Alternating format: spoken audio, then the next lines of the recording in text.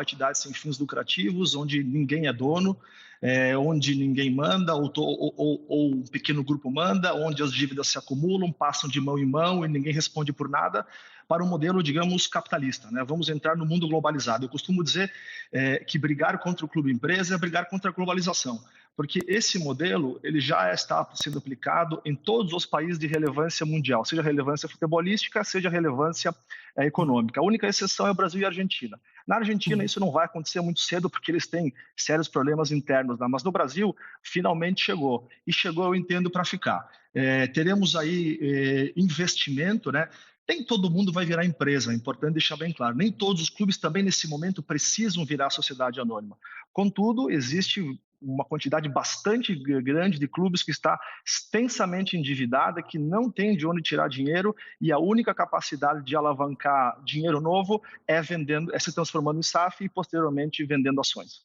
A XP, que intermediou o negócio do Cruzeiro e está intermediando também o negócio com o Botafogo, que pode ser anunciado, o Botafogo também pode aderir a esse modelo com investimento de fora. A XP acredita que vai ter, como você, uma grande invasão no bom sentido, né, de SAF no futebol brasileiro. No entanto, conversando com alguns dirigentes, e um deles vai participar daqui a pouco ao vivo aqui, a gente não conseguiu identificar outros clubes neste momento, dos principais, dos mais tradicionais, fora Cruzeiro e Botafogo, que estejam aderindo a esse modelo. Mas eu te pergunto, Carleso, o presidente do Cruzeiro falou que isso é sucesso no mundo. A gente tem, assim, no mundo, muitos casos mesmo de... Eu sei que em Portugal, na Europa, é SAD, né? Sociedade Anônima Desportiva. Aqui é a SAF. Mas pensando no modelo, a gente tem muitos casos, assim, de grandes clubes pelo mundo que aderiram a essa sociedade anônima? Com certeza. Quando nós pensamos, olhando aí da Ásia até os Estados Unidos e passando pela Europa, você vê que o modelo de constituição dos clubes nas grandes ligas é de sociedade anônima. Nos Estados Unidos, essa discussão de associação, conversão em empresa nem existe. Lá os clubes são empresa desde sempre. Você tem em todos os países grandes da Europa esse modelo em aplicação. Na Ásia, os clubes chineses são sociedade anônima. No Japão, há muito tempo, os clubes são de propriedade de grandes empresas. Na Coreia do Sul, é exatamente a mesma coisa. Então, eu repito, quando você olha para o mundo globalizado, você vê que realmente isso está acontecendo. Agora, Rezek, eu quero fazer uma pequena colocação com relação ao fato de que talvez os clubes não estão se adaptando ao modelo. Eu penso diferente. Vocês bem sabem que a advocacia que a gente faz, eu faço particularmente, ela é muito ligada a clubes de futebol, e nós temos vários clubes que estão se mexendo. Hoje, eu poderia dizer que entre série A e B, 7 clubes já estão em processo de transformação, já iniciaram o processo interno para a criação da SA. Então, nós temos o Cruzeiro, temos o Botafogo, o Coritiba, nessa quinta-feira, tem uma assembleia de sócios que vai votar a transformação em SA. Na primeira divisão, esse ano, nós já temos o América, que está extremamente avançado, que já aprovou a sua SAF. O Atlético Goianiense, eu posso falar com propriedade, porque fui o responsável por criar a SA ainda no começo do ano, e nós estamos em processo de transformação em SAF. O Atlético Paranaense já aprovou aí também internamente a Constituição em SAF. A Chapecoense também já teve a sua aprovação. Eu li recentemente, nos últimos dias, uma entrevista do presidente do Goiás dizendo que eles pretendem seguir esse modelo, e eu posso te dizer confidencialmente, tem pelo menos 5 outros clubes que eu sei que vão iniciar um debate interno a partir do ano que vem, pois eu falei com os próprios presidentes. Portanto, eu digo, é muita gente. É que o que acontece nesse momento? Por que não está chamando a atenção? Porque os grandes não vão entrar. E essa nem era a perspectiva. Quem está envolvido nesses processos não via no curto prazo nenhum dos clubes grandes se mexendo. Pelo contrário, quando você fala com eles, você vê que não tem interesse, não quer, não dá, é difícil, conselho deliberativo, os sócios não vão aceitar. Agora, isso pode mudar, né? As circunstâncias de mercado, operações bem-sucedidas e talvez algum aí dos grandes que faça uma operação muito bem feita, e eu deposito isso no Atlético Paranaense. Eu acho que o Atlético Paranaense tem condições de fazer uma operação extremamente bem-sucedida, de receber uma capitalização bastante forte, e ao receber isso, eu entendo que o Atlético se joga imediatamente para a elite dos 5. Quem que são esses 5? É o Flamengo, o Palmeiras, o Atlético Mineiro, o Atlético Paranaense recebendo essa capitalização, e um quinto clube que não tem a menor ideia quem pode ser. e isso pode jogar pressão nos demais. Então, 2022 eu não vejo como um ano de transformação dos grandes, serão os pequenos e médios, sobretudo Série B e os pequenos que estão na Série A. Agora, para 2023, talvez possamos ter novidades no horizonte. Perfeito, Carleso, ótimo esclarecimento aqui. Aninha? Eu tenho uma dúvida que eu não tenho conhecimento tão técnico sobre, mas me chama a atenção em relação ao que acontece no Chile, né? Porque o Chile também tem Sociedade Anônima do Futebol, né? Chamado de SAD. E eu vi o Colo-Colo passou por muita dificuldade nos últimos anos, tem um impacto direto na formação de atletas também, né? A Sociedade Anônimas no Chile.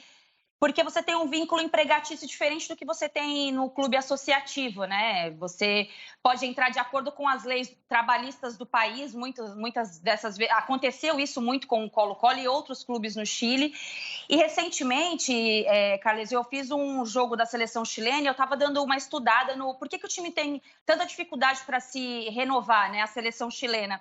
E muitos jornalistas no Chile falam sobre o impacto da sociedade anônima no impacto na formação desses atletas. Como é que se dá isso? Dá para fazer uma comparação com o Brasil ou são modelos diferentes? Olha, eu tenho bastante conhecimento do Chile, porque advogo para vários clubes chilenos, inclusive para os 3 clubes que estão que tem hoje ações listadas na Bolsa de Valores, que são a U, a Católica e o Colo-Colo.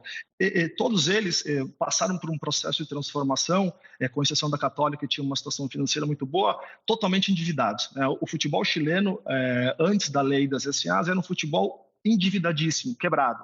O Colo-Colo realmente chegou a ter a sua falência decretada. A partir da transformação da empresa, hoje você vê uma solvência financeira muito grande no futebol chileno.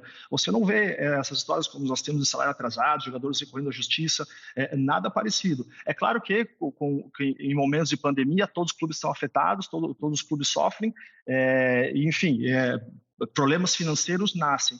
Porém, de uma forma geral, você tem operações muito bem sucedidas, os clubes que saíram para a Bolsa de Valores captaram recursos muito interessantes, para os 3 foi muito interessante, para os investidores não sei se foi tão interessante, mas para os clubes foi.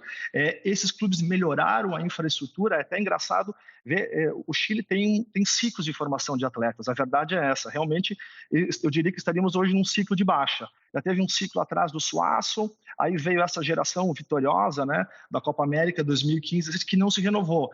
Eu, sinceramente, não tenho a resposta mágica, mas é importante dizer que existe lá, sim, uma boa infraestrutura, sobretudo os grandes clubes têm infraestrutura para a formação de atletas. Agora, por que eles não estão tirando novos talentos? Sinceramente, eu não saberia explicar.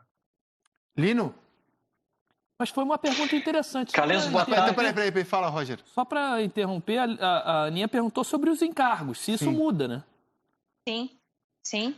Porque, por exemplo, Roger, teve recentemente no Chile, o Chile passou por algumas questões financeiras envolvendo o país, né? Reivindicações no país por conta do que estava acontecendo no Chile, antes das eleições principalmente. E o que os clubes e empresas resolveram fazer, né? Falando de uma forma bem grosseira.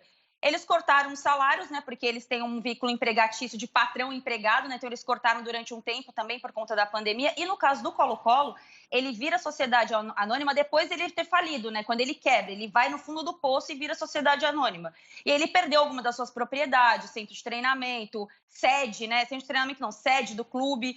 E esse impacto de perder as suas posses, o resultado disso refletiu muito na formação, né, do Colo-Colo como um clube formador. Isso é o que a imprensa chilena, né, parte da imprensa chilena fala. E até que ponto isso pode ter um impacto no nosso caso também aqui no Brasil, né? Porque o Cruzeiro chegou no fundo do poço, ele é vendido, e aí dentro dessa nova organização, qual é o impacto da relação trabalhista com esse clube daqui para frente, né? Porque ela vai ser sempre dentro do que está acontecendo na legislação do país, né? Sim, e não por acaso, no Brasil, clubes numa situação muito delicada financeiramente falando, que é o Cruzeiro e o Botafogo, são os clubes que nesse momento estão aderindo à SAF, estão enxergando na SAF a possibilidade de salvação. Então, há esse paralelo também com o Colo-Colo, que você citou. E o Colo-Colo quase caiu, inclusive, né? Já a SAF, ele quase caiu. Sim. Carlos Eduardo Lino? E é um ambiente que não é muito diferente do nosso, né? Boa tarde, Carleso, de clubes endividados também. Nós estamos vendendo muito mais o passado do que o futuro. Essas empresas têm projetos, elas vão fazer investimentos, elas pensam no futuro, mas até futuro, se tratando de empresa no Brasil, não é algo otimista, né? Perto de 21% acabam quebrando antes de um ano, 60% em 5 anos. O que acontecerá com uma empresa do futebol, Carleso, se ela quebrar?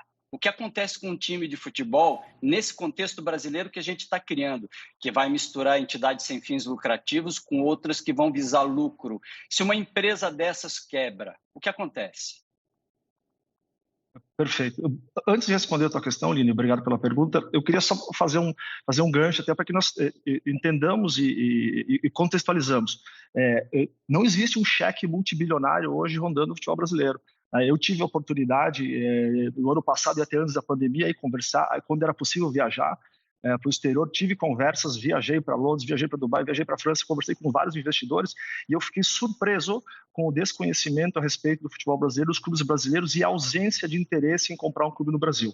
Então, todo esse processo está se formando agora. Eu diria que nos últimos 6 meses, esse interesse ele aumentou, né, porque se está dando a conhecer que existe uma lei nova, que existe uma legislação, que os clubes estão abertos à transação, e agora eu realmente acho que nós vamos entrar no radar internacional de investidores. Não estávamos, né? E isso eu confesso que, de certa forma, me choquei, porque não esperava, já que mesmo trabalhando com futebol há bastante tempo, pensei que havia um determinado conhecimento dos clubes aqui, e não existia.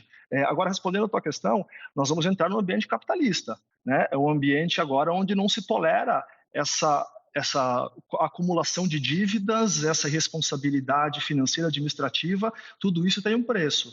Na medida que um clube desses vira SA e tem aí uma dívida gigantesca que ele não pode dar conta, ele pode buscar uma recuperação judicial, né, para tentar aí, então, resolver as suas dívidas e compor com os credores, e no limite, se nada der certo, ele pode falir. Ao falir, veja, é como qualquer empresa, acabou. Então, se o clube estava jogando a Série A e ele faliu, automaticamente ele é desligado da Série A, ele sai da competição, e se em algum momento investidores quiserem voltar com a marca do clube, com o nome, vão ter que começar lá de baixo. Começar de baixo é começar lá da primeira divisão, da segunda divisão, por exemplo, do campeonato estadual, para conseguir, então, ascender novamente as divisões superiores do Campeonato Brasileiro. Como foi na Escócia, inclusive, né? Com os Rangers, exatamente. Foi para a Série D e foi refundado, foi para a Série D e voltou. Diga, eu acho, Roger, que o doutor falou sobre que ninguém era penalizado, sobre os presidentes ou as diretorias que faziam contratações sem ter orçamento para fazer, e aquilo ia passando para os próximos presidentes e ninguém era punido. Hoje, como é que seria essa questão de avaliação da contratação? Se o clube empresa teria direito para se teria condição, dinheiro para fazer qualquer tipo de contratação? Seria uma análise interna ou teria ou isso seria passado de diretoria para diretoria? Não, né? Isso tem que ser uma avaliação interna de uma empresa mesmo. Boa tarde, Roger. Agora nós vamos passar por um momento que eu chamo de quebra de paradigmas, né? Quem se acostumou a mandar no futebol a vida inteira vai sentar na janela e vai observar. E o investidor vai montar a sua equipe, vai trazer, sei lá, o seu CEO, o seu diretor-geral, o seu diretor técnico, o seu treinador, e vai ser essa nova equipe, sob as ordens do investidor, que vai comandar todo o futebol do clube que até então estava sob o comando da associação. Sim. Carlos, eu tenho uma pergunta para te fazer que é um tanto pessimista, porque eu trabalho como repórter desde 94 e eu aprendi que otimismo é falta de informação cobrindo o dia a dia dos clubes, né? Me refiro ao poder dos conselheiros, dos conselhos deliberativos, sempre espero o pior desse tipo de poder nos nossos clubes. Então, por exemplo, embora com outro modelo, em 2005, quando o Roger foi contratado pelo Corinthians, o Corinthians vendeu o seu futebol. Vendeu e assinou que o Grupo MSI tinha comprado o futebol do Corinthians. Só que o Corinthians decidiu não entregar. Pegou o dinheiro e falou, não, agora eu vou passar a perna nos bilionários que tinham passado a perna no Vladimir Putin.